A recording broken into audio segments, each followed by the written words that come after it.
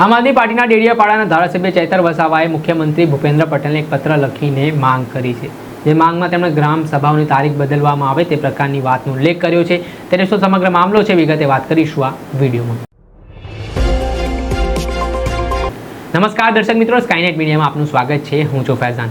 આમ આદમી પાર્ટીના ડેડિયાપાડાના ધારાસભ્ય ચૈતર વસાવાએ ફરી એકવાર ગુજરાતના મુખ્યમંત્રી ભૂપેન્દ્ર પટેલને એક પત્ર લખ્યો છે, જેમાં રાજ્ય સરકાર દ્વારા આગામી દિવસોમાં એટલે કે 15 તારીખ આજે જેમાં બિરસા મુંડા ભગવાનની આજે જન્મ જયંતિ છે, ગુરુ નાનક જયંતિ છે, તેમજ અલગ અલગ ધાર્મિક પ્રસંગો છે, દેવ દિવાળીનો સમય પણ છે, અને આ સમયગાળા દરમિયાન રાજ્ય સરકાર દ્વારા આ દિવસોમાં જે અલગ અલગ જિલ્લાઓ છે ત્યાં ગ્રામ સભા કરવાનું આયોજન કરવામાં આવ્યું હતું। પરંતુ આ મામલાને લઈને ડેડિયાપાડાના ધારાસભ્ય ચૈતર વસાવાએ એક પત્ર મુખ્યમંત્રીને લખ્યો, અને જે પત્રમાં ગ્રામ સભાની તારીખમાં બદલાવ કરવામાં આવે તે પ્રકારની માંગ કરી છે। પહેલા તો શું કહી રહ્યા છે ધારાસભ્ય ચૈતર વસાવા તે સાંભળી લો।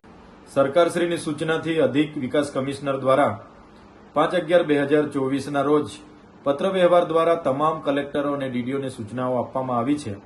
અનુસૂચિત વિસ્તારો એટલે કે બનાસકાંઠા, સાબરકાંઠા, અરવલ્લી, મહીસાગર, દાહોદ, પંચમહાલ, છોટાઉદેપુર, વડોદરા, નર્મદા, ભરૂચ, તાપી, સુરત, વલસાડ, નવસારી અને ડાંગ જે વિસ્તારોમાં પેસા એક્ટ અને એફઆરએ અંતર્ગત 15મી નવેમ્બર 2024ના રોજ ખાસ ગ્રામસભા બોલાવી અને તાલીમ આપવાની સૂચનાઓ આપવામાં આવી છે।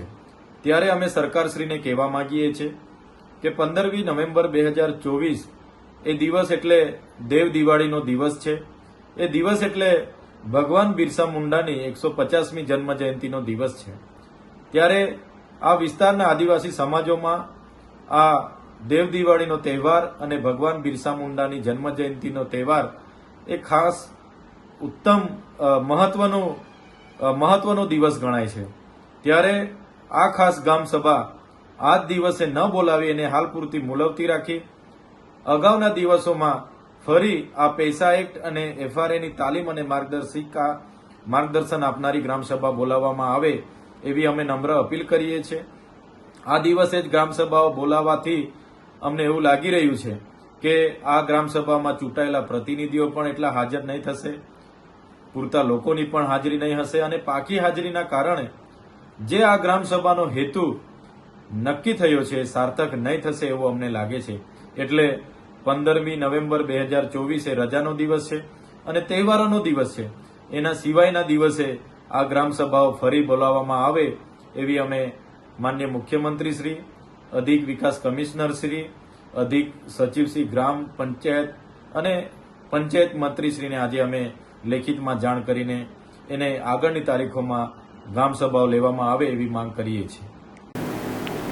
આ હતા ડેડિયાપાડાના ધારાસભ્ય ચૈતર વસાવા। તેમણે આ મામલે નિવેદન આપતા જણાવ્યું છે કે ગ્રામ સભાની તારીખ જો બદલવામાં આવશે તો જે જનતાના જનપ્રતિનિધિઓ છે તે તહેવારોની વ્યસ્તતામાંથી બહાર આવીને ગ્રામસભામાં મહત્વનો ભાગ ભજવી શકશે, લોકોને પણ જાગૃત કરી શકશે। પરંતુ જો તહેવારોના દિવસમાં જ આ ગ્રામસભા રાખી દેવામાં આવશે તો જનતાના જનપ્રતિનિધિઓ છે એ પહોંચી શકશે નહીં। તેમાં આ મામલામાં તારીખ બદલવા માટે માંગ કરી છે। ત્યારે હવે જોવાનું રહ્યું કે આ જ તારીખે ગ્રામસભા યોજાય છે કે પછી રાજ્ય સરકાર આ મામલામાં તારીખ બદલવામાં કોઈ નિર્ણય લે છે તે આગામી સમયમાં ખબર પડશે।